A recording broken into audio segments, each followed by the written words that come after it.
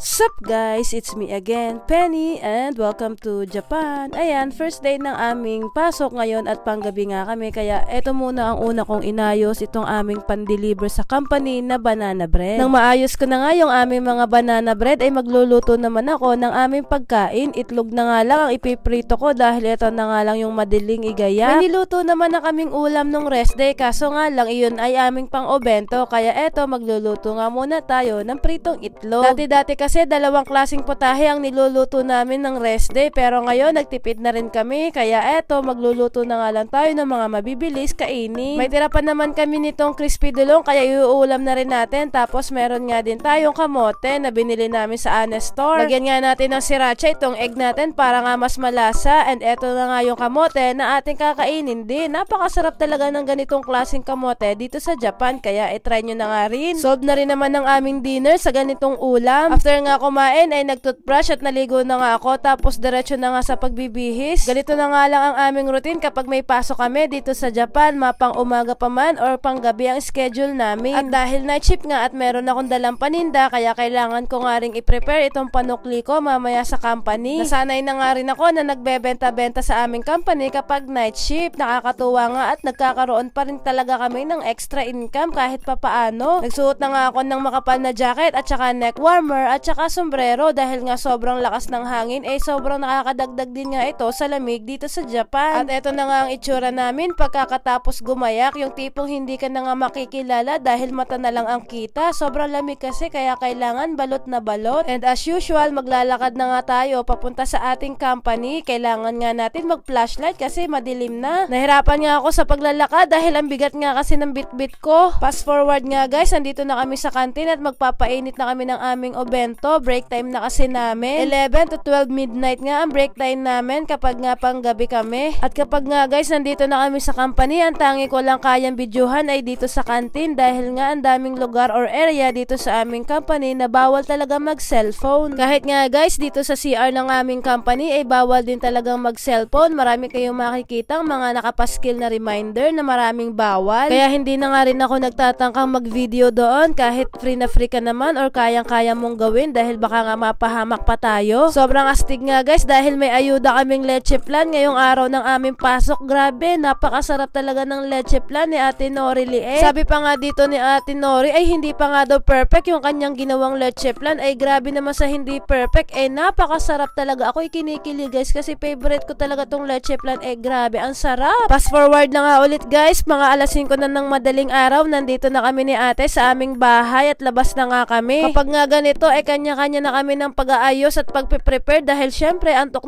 naman sa magdamag na trabaho, kaya kailangan namin kumilos na mabilis para maaga kaming makatulog. At eto na nga yung ibe-breakfast namin. May kamote na naman ako guys kasi meron pang natirang isa do sa aming nabili, at eto kakainin na nga natin yung prepare ni ate na hotdog sandwich. Salitan nga kami ni ate sa paggawa ng aming mga kakainin. Kanina bago pumasok ako nagluto ng itlog, ngayon naman bago matulog siya naman ang nag-prepare ng kakainin at ako naman ay naghugas kanina. Pinainit na nga muna ni ate itong aming kamoteng kakainin para nga mas masarap siyang kainin. Pag nga ganitong panggabi ang schedule, light breakfast na nga lang para mabilis makatulog. Pagkatapos nga ng gawain namin sa labas, kanya-kanya na kami ng pasok ng kwarto para matulog. Mga alas 7 na nga ito ng umaga. At ganito nga natatapos ang isang buong araw ko dito sa Japan bilang isang OFW. Diyan na muna kayo guys, tutulog na ako. Jane!